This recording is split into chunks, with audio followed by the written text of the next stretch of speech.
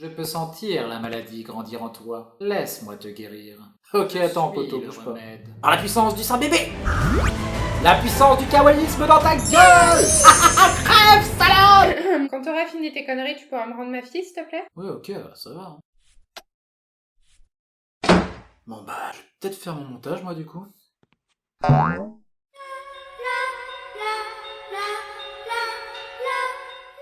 Hey, salut à tous les petits trolls et bienvenue dans ce nouveau Click and Troll où l'on va s'intéresser ici, pour la deuxième fois, à un des CP les plus emblématiques du game, le numéro 049, dont le rapport a été récemment modifié.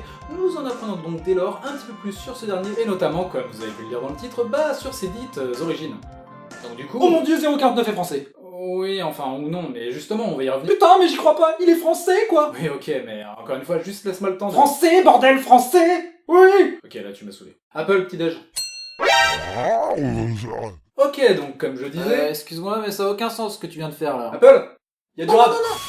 Bref, comme je disais donc, avant de nous intéresser à ces dites origines, petit rappel tout de même sur ce qu'est 049. Soit une entité humanoïde semblant porter en permanence ce qui semblerait être un costume des médecins de la peste du XIVe siècle, mais qui là pour le coup n'en serait pas réellement un, puisque comme dit dans ma précédente vidéo, le soi-disant masque ferait en réalité partie intégrante du SCP ainsi que tous ses vêtements d'ailleurs. Puisque comme précisé dans les nouveaux rapports, semblant avoir poussé à même son corps. Un peu à la manière des poils pour nous si tu veux, sauf que là par contre, la structure rappellerait plutôt celle du cuir épais. Et le cuir étant la base de la peau morte, même si c'est un petit peu chelou de le dire comme ça, mais bref, tu m'auras compris, si tu y réfléchis bien, ça signifierait que l'entité se baladerait au KLM en réalité, recouvert d'une couche de peau morte. Enfin la sienne ok, mais bon, ça reste quand même assez dégueulasse.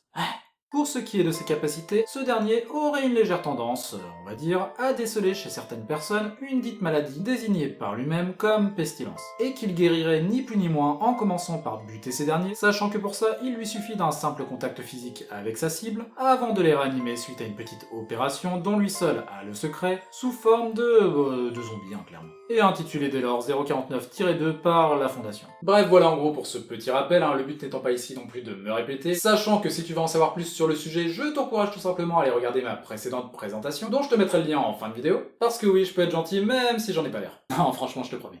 Allez, bref, ses origines. SCP-049 fut découvert en France, à Montauban pour être précis, suite à une enquête impliquant la disparition mystérieuse de plusieurs personnes qui conduisit finalement les enquêteurs à retrouver ces derniers, ou plutôt ceux qu'il semblait en rester, cloîtrés à l'intérieur d'une vieille maison délabrée et qui semblaient, au premier abord du moins, errer sans but d'une pièce à l'autre, tels des pantins désarticulés, avant d'entrer d'un seul coup dans une rage folle, lorsque les agents appelés sur place tentèrent de les interpeller, ne laissant du coup à l'équipe pas vraiment d'autre choix que de riposter.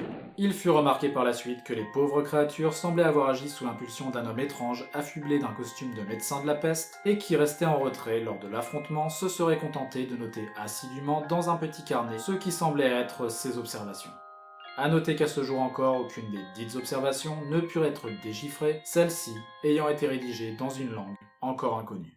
Bon, et à partir de là, vous connaissez la suite, la Fondation s'est chargée de le récupérer, de le confiner, et blablabla. Mais du coup, et c'est là ce qui nous intéresse, peut-on dire raisonnablement à partir de ces simples informations que 049 est français? Parce que là, pour le moment, tout ce qu'on sait, c'est qu'il a été retrouvé en France. Et ce qui me paraît carrément pas suffisant pour affirmer quoi que ce soit. Donc non, 049 n'est pas... À moins que... Attends, c'est quoi ça? SCP-049 est capable de parler une variété de langues, mais semble préférer l'anglais ou le français médiéval. Ouais, ok. Mais bon, là encore, ça veut rien dire. Enfin, à moins que... Qu'est-ce que c'est que ce petit 2 là? L'entité dit être originaire de la France du XVe siècle. Oh putain, mais alors ça voudrait dire que... Mais oui 049 est bien français. Ah là là, bonne grosse trick sa mère, quoi. Wouh! Bon, après par contre, qu'on se comprenne bien, ça ne veut pas non plus dire qu'il fait partie de la branche française de la Fondation, ça c'est deux choses différentes. Là on parle juste de son origine, comme le boucher, souvenez-vous, qui bien que russe, faisait partie de la branche française, puisque, découvert par elle. Logique. Mais bref, ceci étant dit, revenons à nos moutons, et notamment la première interview du SCP suite à sa récupération par le docteur Ham. Permettez-moi de me présenter, je suis le docteur Raymond Ham et je... Ah, vous aussi vous êtes docteur. Nous sommes donc égaux, mon cher. Dites-moi, quelle est donc votre spécialité? La cryptobiologie, mais bon... Un homme de soin, donc. Et dire que je me souciais d'avoir été enlevé par de vulgaires vandales. Cet endroit. Il s'agit de votre laboratoire, si je ne me trompe. Oui, en effet. Bravo, c'est très propre, docteur. D'ailleurs, je n'y remarque que peu de traces de la pestilence. La pestilence, que voulez-vous dire par là? Mais le fléau, mon bon docteur. Vous savez, la mort noire. Vous parlez de la peste bubonique, non? Je ne sais pas ce que c'est, désolé. Mais qu'importe le nom, ne la sentez-vous pas vous aussi par-delà ces murs, s'étendant un peu plus à chaque instant, éradiquant les uns après les autres ces pauvres âmes? Enfin, ne vous inquiétez pas, car voyez-vous, mon but dans ce monde est de l'éradiquer, et je dois bien dire que j'en suis plutôt proche. Mais dites-moi, les entités retrouvées dans cette maison, ces cadavres ambulants, est-ce que c'est vous qui les avez ramenés à la vie? D'une certaine manière, oui. Mais si je peux me permettre, votre vision est trop étroite, docteur. Élargissez votre horizon. Vie, mort, maladie, santé, ce sont là des termes d'amateurs pour des médecins amateurs. En réalité, il n'existe qu'un seul mal en ce monde. Rien d'autre. Et c'est justement la pestilence. Ne vous y trompez pas. Tous ces gens étaient contaminés. Et vous pensez les avoir guéris? Bien sûr, mon traitement est fort efficace. Ne le voyez-vous pas? Mais ceux qu'on a récupérés n'étaient plus vraiment humains, non? Oui, eh bien, écoutez. Je n'ai pas dit non plus que mon traitement était parfait. Mais j'y parviendrai. Sachez que j'ai mis une vie entière à mettre au point ce remède. Et j'y passerai sans hésitation une autre s'il le faut. Enfin, nous avons assez perdu de temps. Il y a du travail, docteur. Je vous demanderai donc mon propre laboratoire où je pourrai continuer mes recherches sans entrave. Et quelques assistants, évidemment. Bien que je puisse me les fournir moi-même en bien peu de temps si nécessaire. Je suis désolé, mais je ne pense pas que notre organisation acceptera de... Pas l'hiver, nous sommes tous des hommes de science, non? Tirez votre manteau et amenez-moi à mes quartiers, docteur. Notre travail commence maintenant. Oui, le mec est légèrement perché. Il est complètement taré, ouais, tu veux dire? Ouais. Mais bref, force de constater que son cas intéressa grandement la Fondation, puisque celle-ci l'autorisa à poursuivre ses expériences en son sang. Avec tout de même quelques petites restrictions, faut quand même pas déconner. Et ce, en commençant par lui retirer ce foutu bâton, qu'il avait la fâcheuse manie d'agiter constamment à la gueule du personnel, même si du coup, bon, on ne sait toujours pas si ce dernier représente la moindre réelle utilité, ou est plus un accessoire qu'autre chose. Mais bon, sécurité avant tout. Pendant plusieurs semaines, lui fut alors fourni différents cadavres mammaliens, sur lesquels ce dernier put pratiquer son art, passant dès lors ses journées à opérer, disséquer, ainsi qu'à noter ses différentes observations, qu'il partageait même de bonne grâce avec les chercheurs assignés. Ah oui, et puis à un moment donné, il lui fut même offert sur un plateau un pauvre classe D, le numéro 85123, paix à son âme, qui a fini, comme vous vous en doutez. Mais bref, tout ça pour dire que tout allait bien dans le meilleur des mondes, quand soudain, l'entité commença à en avoir un petit peu marre que le Dr Ham ne semble pas comprendre ses travaux. Mais vous ne comprenez toujours pas, même après tout ce temps, docteur, ce qu'est la pestilence? Quel cruel destin tout de même, d'être à la merci d'une maladie dont vous ne comprenez rien. Bien, mais ça ne répond toujours pas à ma question. Qu'est-ce qui fait de votre traitement un traitement? Qu'est-ce qui fait de mon traitement un traitement? Ne vous moquez pas de moi! Vous et vos collègues sont comme d'autres, incapables de regarder au-delà des désagréments mineurs pour comprendre ce qui se déroule juste sous vos yeux. Attendez-vous avant de retirer le bois vermoulu que le plafond vous tombe sur la tête, docteur?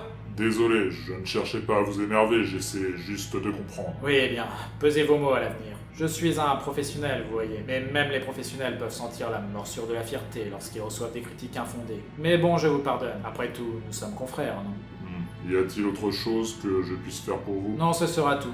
Un autre sujet de test selon le programme habituel. Et vous connaissez mes préférences pour les sujets humains.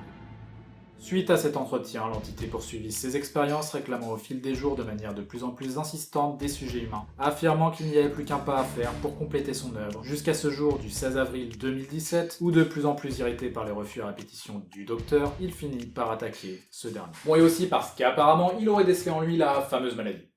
Enfin, d'après ses dires après coup, dis-moi. J'ai besoin que vous m'expliquiez. Je vous rappelle que tout refus de coopérer aboutira à des restrictions au niveau de votre confinement. Mes actions n'ont pas besoin d'être expliquées. Mais vous avez tué Raymond Ham et vous l'avez charcuté jusqu'à ce que... Il est guéri. Guéri? Mais guéri de quoi? La pestilence, monsieur. Je pensais que vous, au moins, vous réaliseriez la chance qu'il a eue. Quelle pestilence? Vous parlez sans cesse de cette mystérieuse maladie, mais vous n'avez même pas réussi une seule fois à correctement l'identifier. Qu'est-ce que vous auriez bien pu voir chez lui aujourd'hui que vous n'aviez pas vu jusqu'à présent? Comment justifiez-vous sa mort? La pestilence se présente et se propage de manière imprévisible. C'est une grâce que je lui ai faite. Non, votre traitement lui a coûté la vie. Vous ne comprenez rien. Vous et votre... genre m'avez prouvé encore et encore que vous n'êtes pas des hommes de science, mais de simples émotions. Vous ne pouvez pas imaginer les horreurs que j'ai vues. Ces millions de personnes qui ont succombé à la pestilence échangées... Quelle maladie, quelle pestilence! Il était en bonne santé, et c'était un bon docteur, un bon membre de la Fondation. Non, je l'ai sauvé. Vous toléreriez que ce monde retombe dans le désespoir de la maladie? Mon travail doit continuer. Il me reste encore tant à apprendre. J'en ai assez entendu. Considérez vos privilèges comme de l'histoire ancienne, et ramenez-moi ça dans sa cellule. Suite au décès du Dr Ham, qu'on ne retrouva que 3 heures plus tard transformé en 049-2 en passant, parce que faille dans le protocole de sécurité, etc., de nouvelles mesures de confinement furent mises en place, interdisant désormais tout contact direct avec l'entité, ainsi que, la poursuite de ses expériences. A noter toutefois que l'entité regretta plus tard, lors d'une interview, la perte du docteur, mais expliquant toutefois qu'il n'avait pas eu d'autre choix. Bref, un SCP, même si toujours classé Euclide, se montrant un tantinet plus vénère qu'auparavant. Mais bon, tant que personne ne le laisse sortir, ça va, il reste plutôt assez inoffensif. Enfin bon, après, à quand même voir par la suite, parce que je ne suis pas convaincu qu'on en ait vraiment fini avec tous les mystères entourant ce SCP. Comme beaucoup d'autres d'ailleurs. Sur ce les petits trolls, j'espère comme d'habitude que cette vidéo vous aura plu. Si c'est le cas, on n'oublie pas le petit like et le petit partage qui fait plaisir. Et j'en profite en passant pour remercier Fuchu qui m'a fait le magnifique dessin de 049 que vous avez pu voir en intro, ainsi que celui d'Apple d'ailleurs, et également membre très actif du Discord. Discord que vous pourrez retrouver en description, ainsi que le Twitter de Fuchu. Et d'ailleurs pendant qu'on y est, j'en profite pour passer un petit coucou à tout le Discord. Gros poutou poutou. Et je rappelle en passant, pour ceux que ça intéresse, que le lien des SCP que je présente est toujours en description, parce que bon, j'ai beau dire beaucoup de choses, il reste toujours quelques points en suspens que je vous laisse découvrir par vous-même. Donc allez-y, faites-vous plaisir. Bon et sur ce, on se quitte avec une petite touche kawaii comme pour l'intro, avec cette fois ma fille qui joue à cache-cache. À sa manière du moins. Allez, à plus les petits trolls. Ciao. Allez Sophie, t'es prête? On joue. Tiens. Allez vas-y. Allez vas-y, on joue à cache-cache. C'est bon, t'es caché? Et coucou Sophie. On recommence? Et tiens. Allez vas-y. Allez vas-y. C'est bon, t'es caché? Et coucou Sophie.